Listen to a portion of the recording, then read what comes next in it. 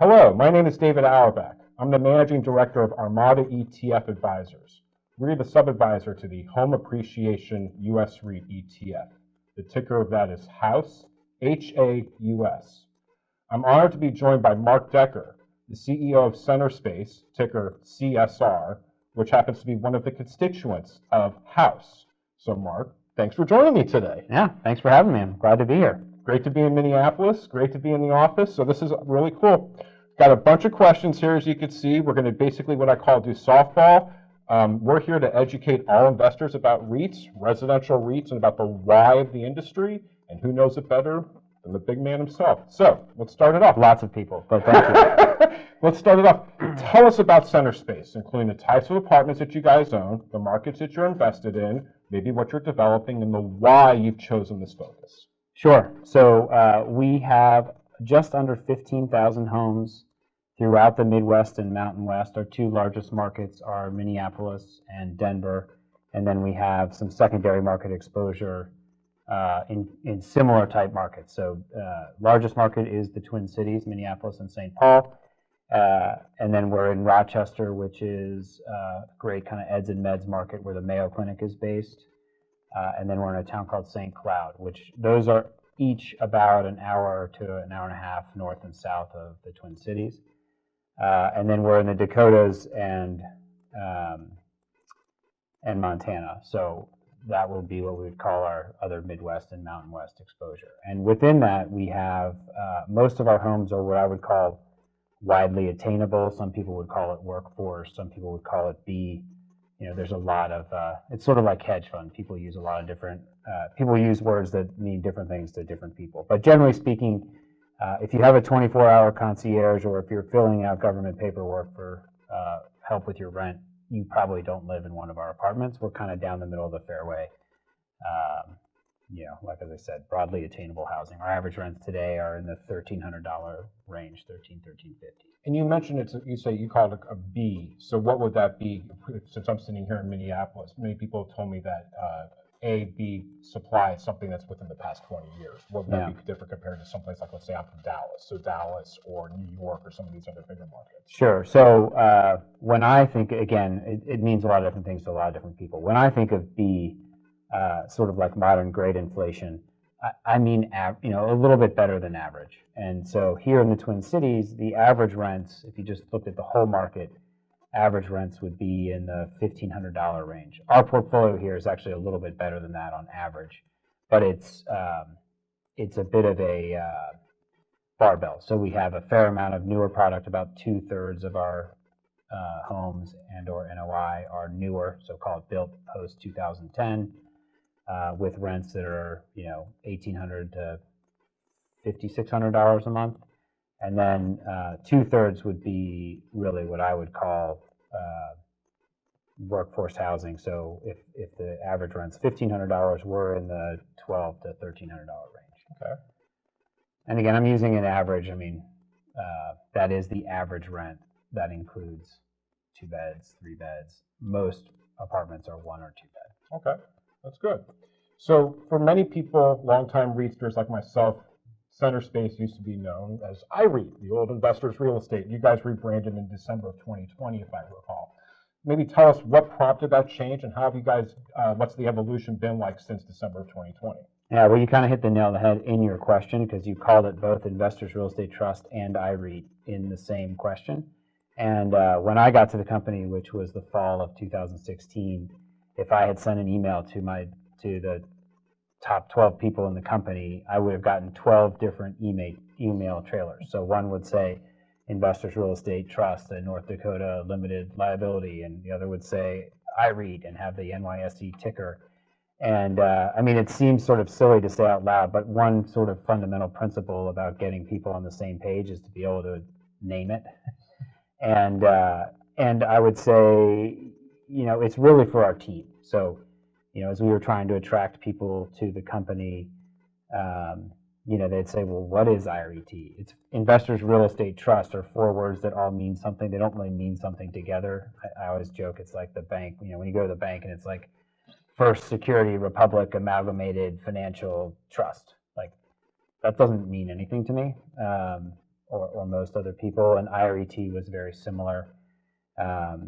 It just doesn't roll off the tongue. We couldn't agree on how to say it. Was it IRET? Is it IRET? Is it IRET? Is it Investors Real Estate Trust? And so we said, well, we're just going to try to call it something different. And it's really for the team, as I said. So I think investors don't care what it's called. They care how it earns and what it means.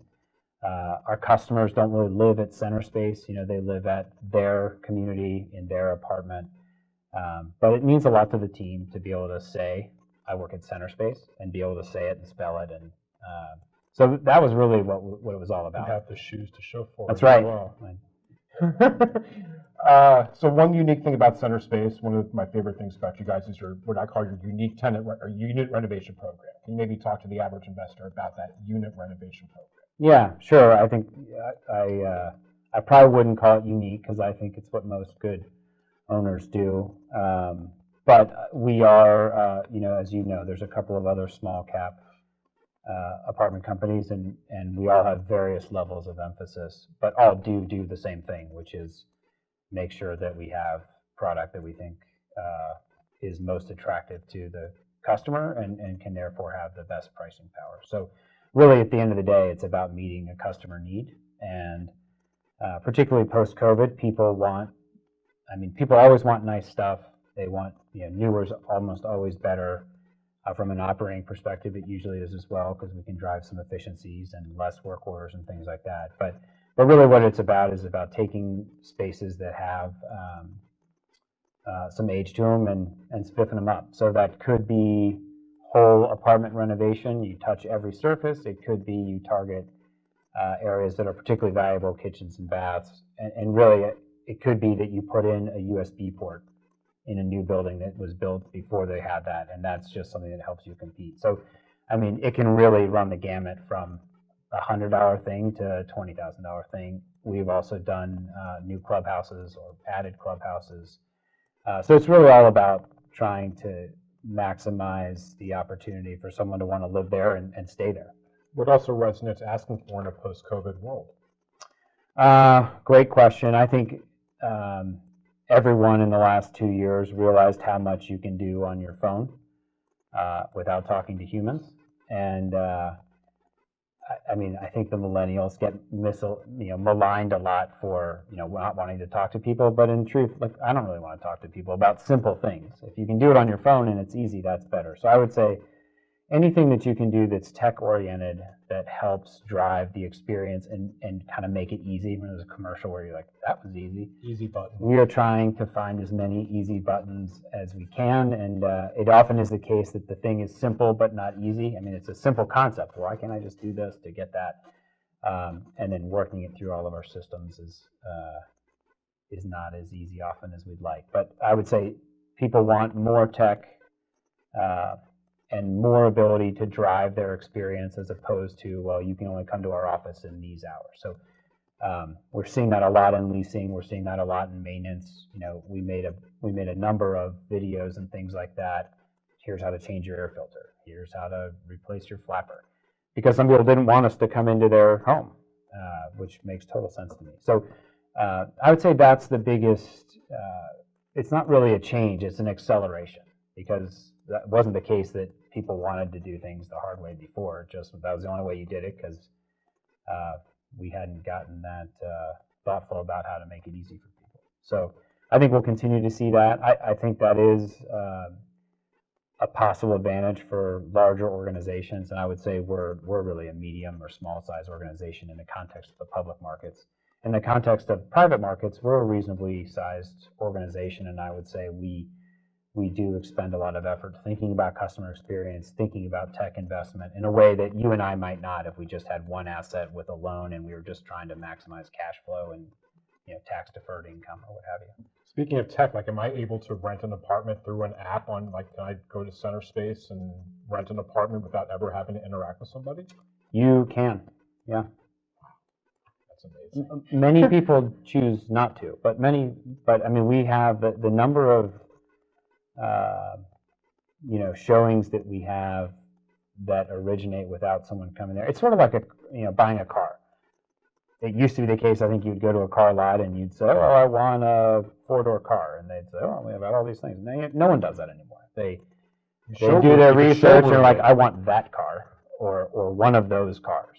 And usually the customer is much more informed, and I think housing's no different. The internet's a great leveler in that people can find out a lot about, what are the rents in that building, and that building, and that building, and what are the differences in terms of amenities and things like that. Plus go to Yelp and all these other sites and be like, what's the vibe there? What's management like there? Totally. Yes. Yep. And that's a key piece, is getting that feedback. It's easy to get feedback when you don't do things well, and we are humans, and we have over 25,000 humans living with us. So weird stuff happens all the time on site. That's probably a good conversation for another interview one. Yeah, exactly. But it's about having people try to catch you doing things well. Okay, I like that. Let's talk about the team and the board.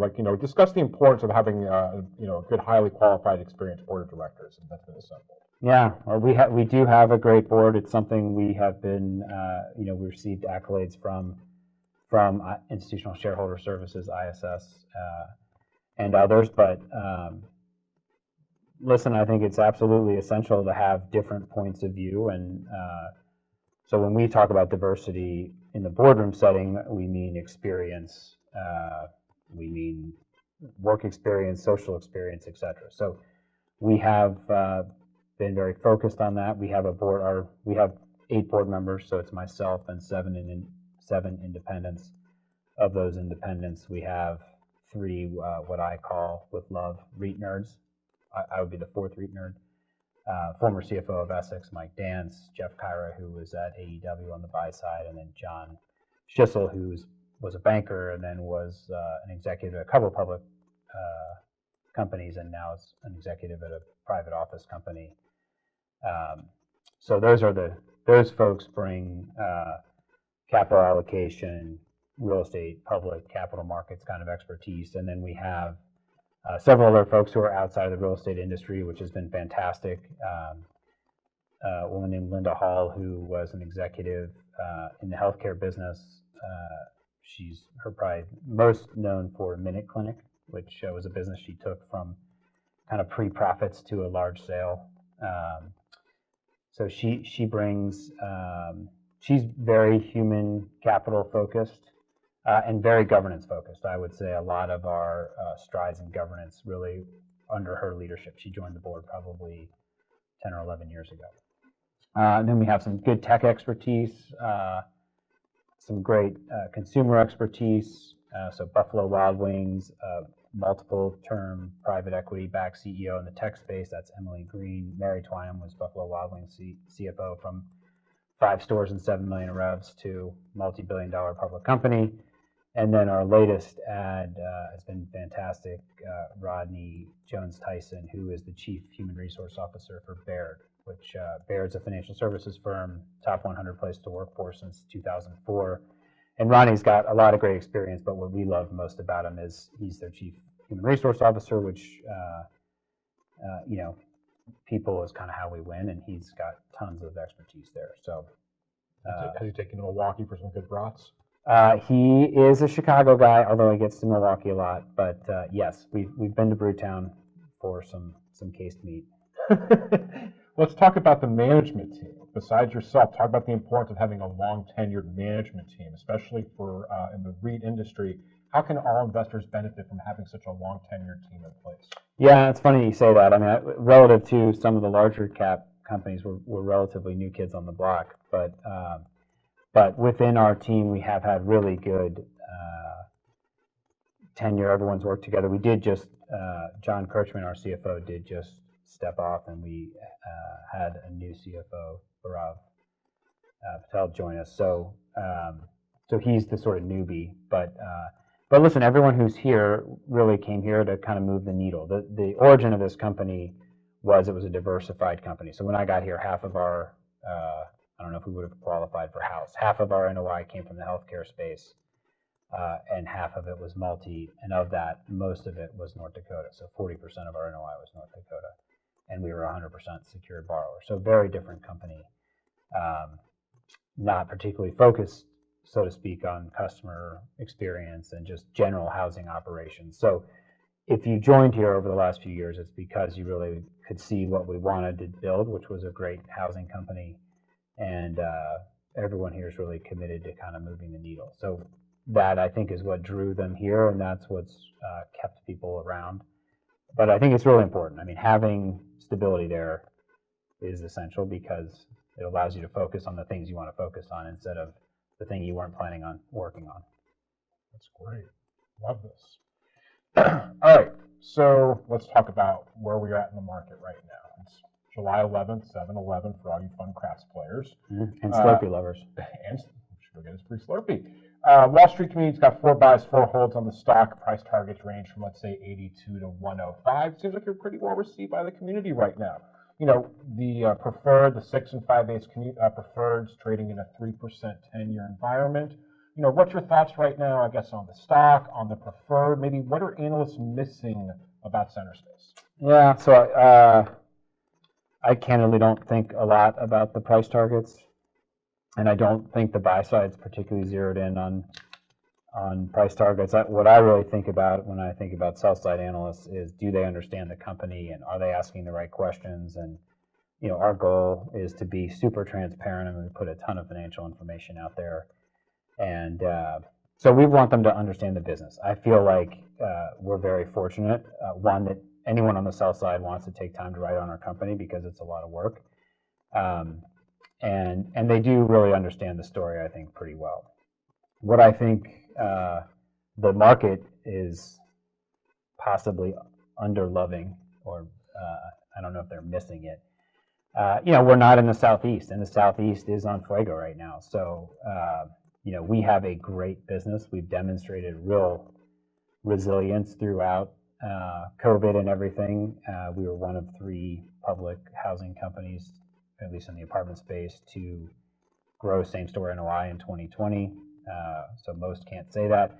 It also means we have a little bit tougher comparos because, you know, our rents didn't fall off the table. So we have a fantastic business. It's a little bit more steady Eddie than the coastal businesses have demonstrated over the last 3 or 4 years. And it's not, we just don't have, you know, this is a market, and most of our markets are in relative equilibrium. So we don't have, you know, 1,000 people moving here from New York and California every day like they appear to have in Austin or wherever. So I would say, you know, we're not the hot trade right now of being in the Southeast, but you know, that's okay. And seeing how lovely it is here in Minneapolis right now, I can imagine people wanting to relocate in the summertime up here. Yes, so. The summer. we would not be conducting this interview in January with that comment, but that is true. All right, now we're going to pick the brain of the CEO. So, for all investors that are new to REITs or to real estate, why should investors care about publicly traded REITs or residential REITs versus something non-traded like BREIT? Yeah, so I think the obvious answer would seem to be liquidity, marginability, if that's something that's important to you, real transparency and alignment, balance sheet strength. So I think if I were arguing on behalf of one of those products, I would say, well, this is great. We're going to do all the work for you. We're going to give you a relatively diversified, large portfolio. But it has a lot of friction. So, you know, they have a pretty large management fee and a promote. You know, you could, just to pick on BREIT since you named them, and I think they are the largest, you could reassemble that portfolio with much less friction. And let's skip our company and just say you wanted to have, you know, MAA apartments, Prologis, pick your gaming REIT, and then actually buy some BX, like buy the sponsor, Blackstone, to get that exposure to that product. You would have a lot less friction, a lot more alignment, more balance sheet flexibility, and really smart people evaluating those companies every day. So it's much less friction, it's much better alignment. And if you look at the track record of some of these companies, I mean, they're top quartile performers against all public companies since they've been out, whether it's MAA or Prologis or East Group. I mean, there's a whole bunch of great companies out there, and everyone who's selling these usually has a research department or access to research that could easily pick these out. You know, you guys are doing this right now in the housing sector. So there's lots of really affordable liquid ways to get into these products, and I think that are superior to some of these other formats. And you mentioned my favorite reason twice, and I think the key is liquidity. I mean, again, because the market hours, bid-ask spreads, we know what the quote is, you know where the bodies are buried, you know who the players are. There's 25 guys that are covering these companies. Again, we know what's going on under the hood of these companies, and I think that's the key. Is that I like it at a price, I don't like it at a price. I can get in here, I can get out here. I think that liquidity aspect is just and also from the fee side of it as well, because go on to Charles Schwab, E-Trade, some of these platforms, and not pay a commission to play it. It's incredible. Yeah, well, and I think even more to the point on liquidity is that it has been advertised by some that the lack of liquidity is an advantage, which is a fiction. I mean, so I say to you, well, don't worry, the price isn't changing. Well, if treasuries just went from 1.25 to 3, everything's changed. And so just because you didn't change my mark doesn't mean it's worth the same. It just can't be that a thing is worth $1 in a 1% treasury and it's still worth $1 in a 3 treasury. That's just not the way finance works and asset valuation works. So, I think the reality is all of these things are sold, not bought. And that is one of the key aspects of the sales hitch, if you will, that I find most repugnant, because it's farcical. I mean, it's a joke. Should I be a little less? No, I respect your comments here, because again, I think it's fascinating to see where we are. How many people talk about BREIT, and I don't like publicly traded REITs. Well, why? And you never get a really good concrete answer. They don't give me what BREIT gives me. Okay, again, so I try not to stir the boat, but again, we come from the voices of NAREIT, who represent all aspects of the REIT industry, and they always emphasize the liquidity aspect, the transparency. Like, those are things that you do not get in the BREIT non-treated REIT wrapper. Yeah, well, I mean, just to take their side or that side of the argument, I mean, to me, one of the advantages, one of the things that would bother me, I mean, it bothers me running a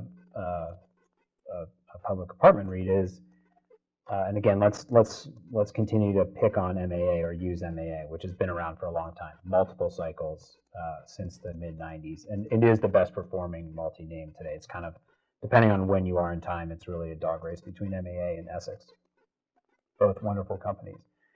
But it is the case that most days those companies have traded, they've traded at a discount to NAV.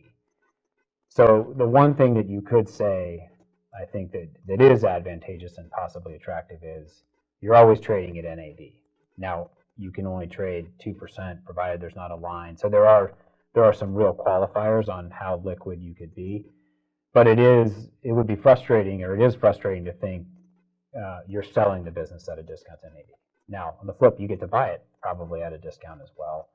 And again, you can sell it any day in any amount in between here and there. So I mean, to me, that's not a great argument, and you can cut this section if you want. But the best argument for those is, well, listen, you're always going to get out at NAV. Okay. If you could go back to 22-year-old you, what would you tell yourself? That's a great question. Well, look, I grew up in the finance business. Well, as you grew up as NAREIT royalty, so did you feel pressure to get into the business as family of NAREIT royalty? Royalty, as my dad would joke, my mother would believe that, my dad would find that humorous. But so for the listener, my dad used to run NAREIT, so he ran NAREIT from 1985 to 1987 or 97. And then he and I worked together actually on the banking side. So I grew up in the finance business. He was a wonderful partner to work with. He absolutely loves the REIT business. He loves public markets and all the people involved. So it was a huge leg up to have him as a father and as a partner in the last 16 years of probably 20-year banking career, or almost 20-year banking career. I mean, candidly, I love the housing business. I would have probably gotten out of finance earlier, because, I mean, what I loved around that business was I loved the people, I loved the work, and we were really always building a business, on firm. So we were building building a platform on a platform, if you will, or a practice within a platform, which was always really fun. And then the obvious work was the client-oriented work. But January 1, you start at zero, and you're only as good as the last thing you did, and that's actually one of the invigorating parts about the business. This business, I think, has a more compounding aspect to it in that, frankly, if I got hit by a bus, no one's going to skip their rent because I don't work here. They don't even know who I am. They don't generally care about executive management of the company. And as a business owner, they might after this. as a business owner, that's a really attractive thing. If you are in a gray matter oriented consulting type business and you get hit by a bus, and that's it, your business is over. Unless you have a bunch of other partners. So it's a very resilient business, and it does have many of the same aspects of strategy and capital markets at the high level side of the business. And then it's a real operating business, which the finance business isn't. And most people deride the finance business for that. I think the finance business does create value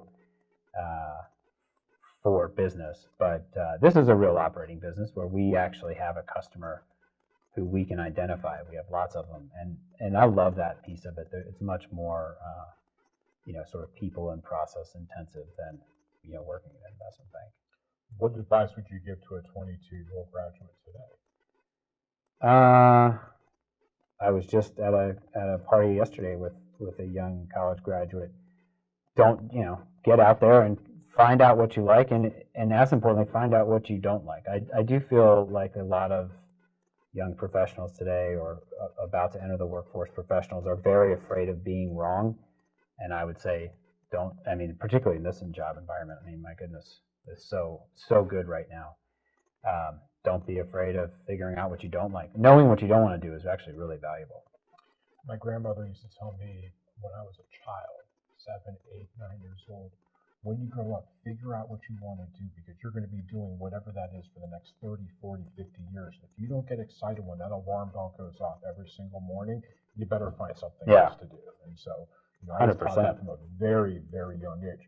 Well, and to get there, usually, most people just don't come out of the womb saying, I want to be a, apartment person.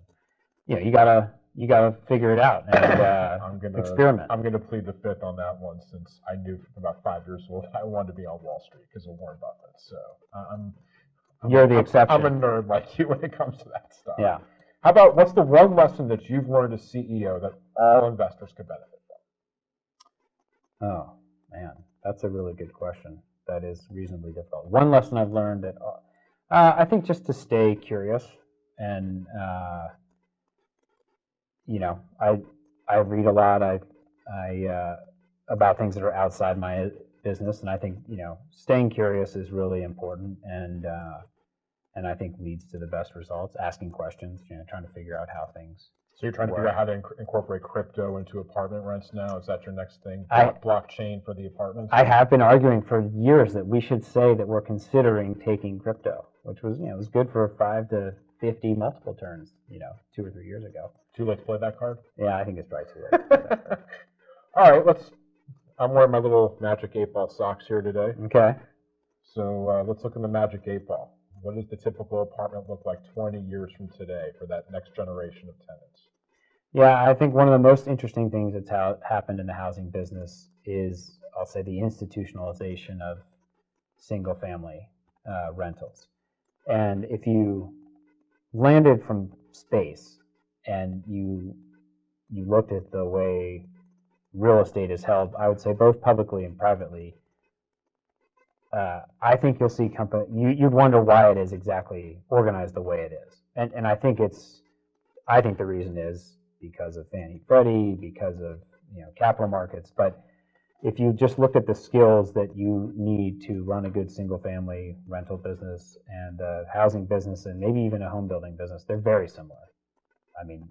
It's operations once you have it established, and then it's site selection and construction. So I would imagine 20 years from now that the options in terms of how homes are laid out, whether they're apartment homes or single family, will be reasonably similar. They'll be much more tech enabled, I think, or I'm sure they'll be more tech enabled than they are now for a whole host of reasons, most of which start with customer preference and then have a whole bunch of tangential benefits, ESG, operations, efficiencies, etc. When you mention that, does that imply like all apartments will have like the smart refrigerators, or everything will be coming equipped with Amazon Alexa, let's say? Like, how does that? Well, yes, I think all is a strong word, but I think many homes will have more tech because that's what will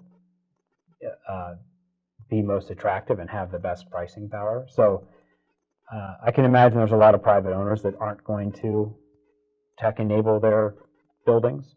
It's expensive. You have to have a reasonable amount of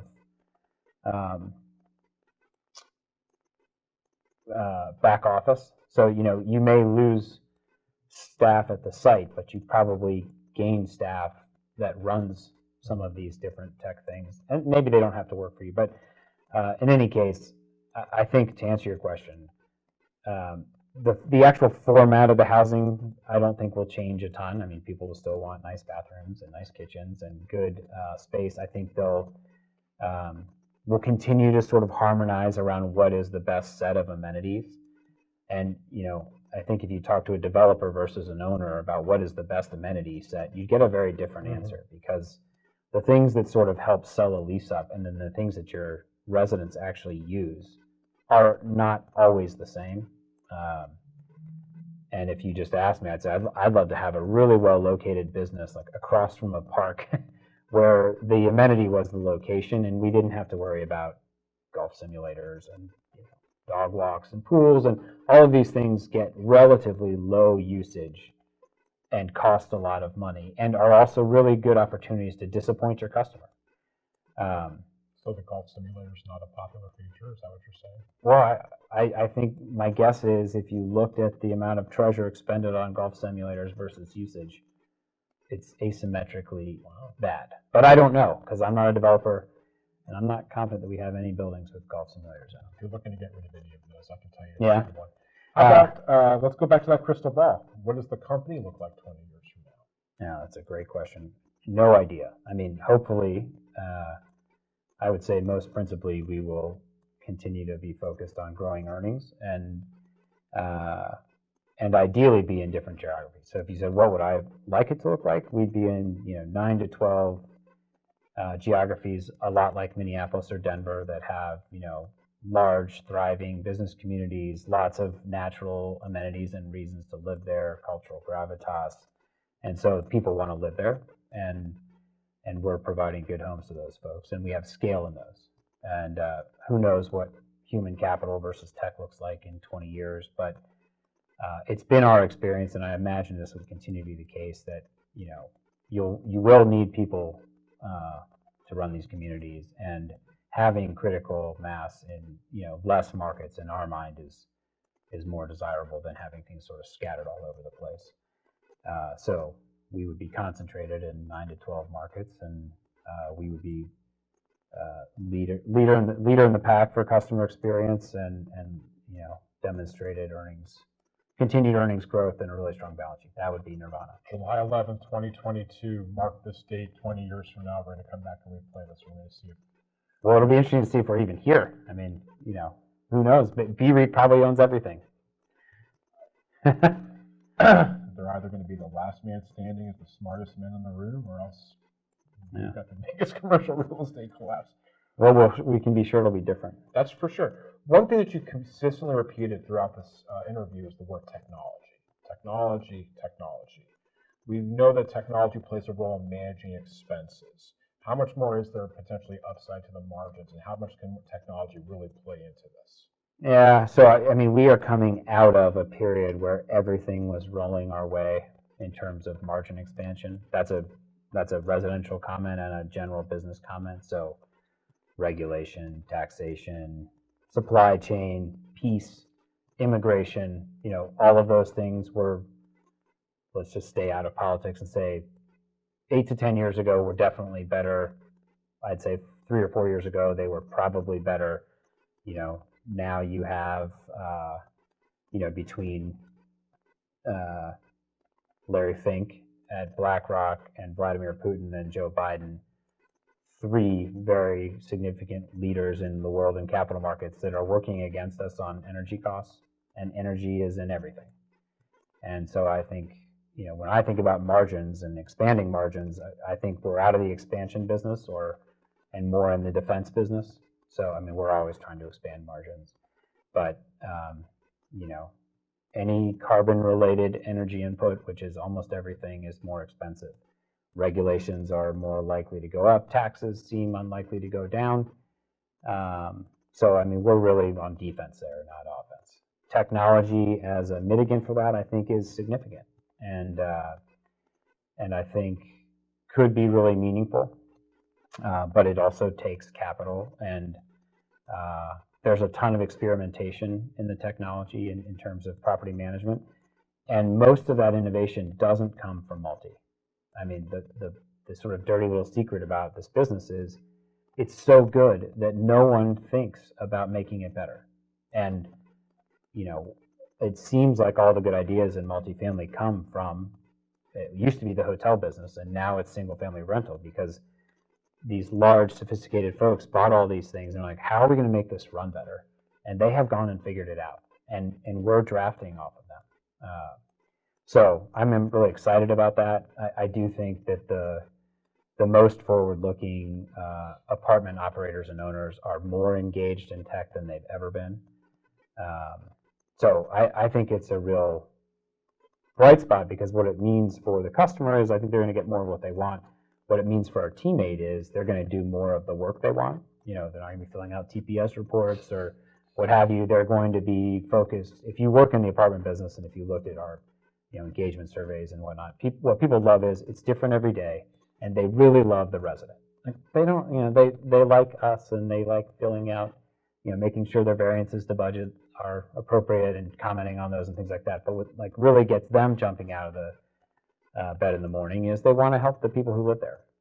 And I think technology will enable us to have people who can spend more of their time on that, which I think will be great. That's great stuff. What's your outlook for middle America in the coming years? You're basically a contrarian investor. You're the only middle America apartment REIT. Yeah. One of the most humorous things about COVID and all the things that have gone on in this sort of great, I'll say, awakening about the idea that you don't have to live in Manhattan to have a productive life. And I love Manhattan. I'm not knocking it. Is that, the Midwest is sort of better than people thought. Or, well, I'd say everything outside of the 10 largest coastal cities is sort of better than what anyone living in those cities thought. But I think if you talk to someone who lived in, let's say, Minneapolis, because that's a market we are interested in, 5 years ago, and they're like, God, so how is it living in Minneapolis? They'd be like, it's great. Stay in New York.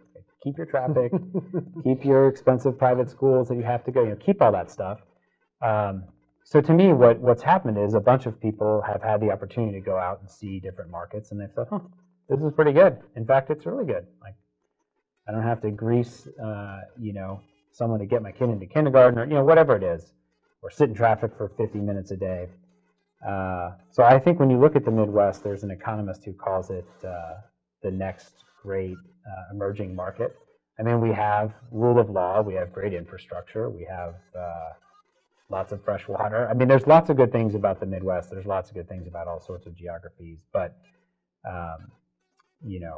it also isn't the case. I don't feel the same way about St. Louis as I do about the Twin Cities, because we just have a much more vibrant business community, and I don't feel the same way about Chicago, because we have much better government in terms of funding and services and obligations or not. So you have to, it's hard to paint with a broad brush, but I think generally speaking, the markets that we're in have high incomes, high quality of life, great jobs, and good reasons to be there. And no matter where those places are, they're going to continue to thrive, whether they're on the coast or on the Great Lakes or whatever. So I do think we're also relatively resilient. This market in particular is shaped by, very pragmatic, a lot of like Swedes, and they're pragmatic. I call it Scandinavian socialism. They're pragmatic. They are organized. So this market's had some very good, generally speaking, guidance along the way. But it does some things not nearly as well as in Nashville. I mean, this market rolls as like 5 different little markets, and if you were moving your business to Nashville and you talk to them about it, they roll with one voice. So I'm getting a little off on a tangent on you, but I think the Midwest is a great place to live. The people who live here aren't generally ashamed about living here. They have a nice life, and you can have a very good business and personal life in a lot of these metros. And to me, that's the sort of great learning of the last couple of years, which, again, if you were living here 5 years ago, like, you knew that.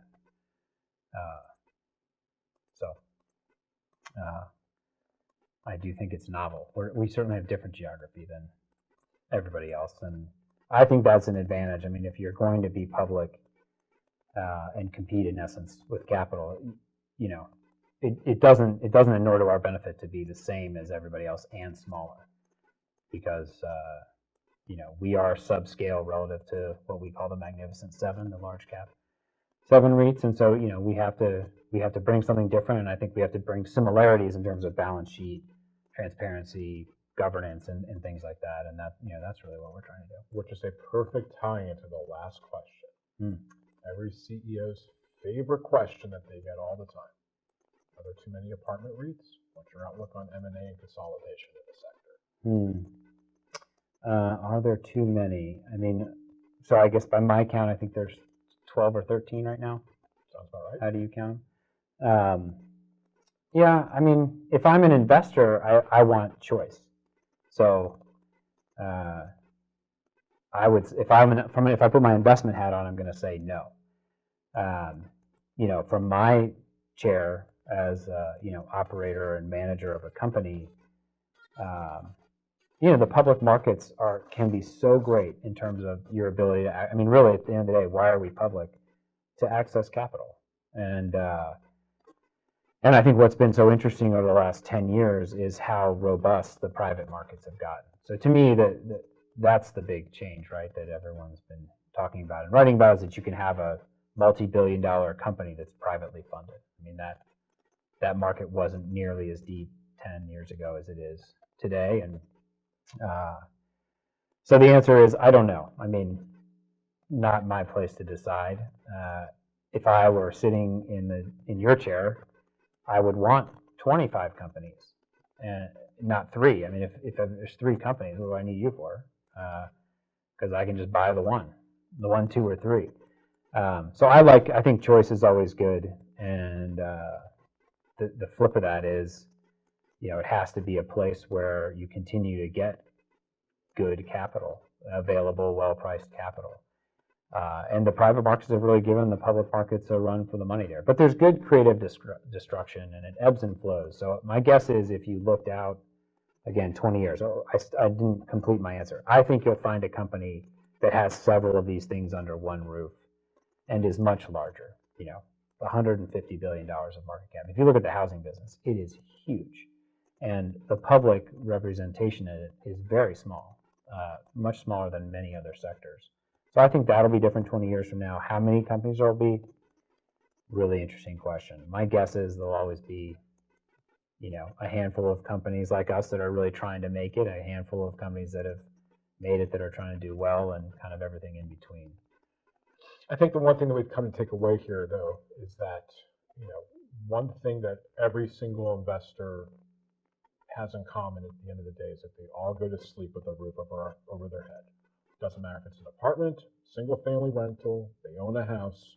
Every investor is fortunate enough to go to sleep with a roof over their head, and it's the most important investment decision they make every single day of their lives, whether it's for them, their families, their grandkids. That roof is so important that everything else just kind of falls by the wayside. And so, on behalf of Armada And on behalf of our ETF, I want to thank you for a wonderful, fascinating conversation today. I hope we can do this again soon and see how things have changed. But Yeah, thank you I'd again. love We to. really appreciate this. Yeah, thank you very much. It's great to be here, and love what you guys are doing. And House is a great way to give people exposure to what is, I think, one of the basic necessities. And there's lots of good companies in the space which you guys are involved in. So thank you. That's Mark Decker. He's the CEO of Centerspace, ticker CSR. I'm Dave Auerbach, and I look forward to seeing you guys again soon for another CEO constituent interview. Thanks very much.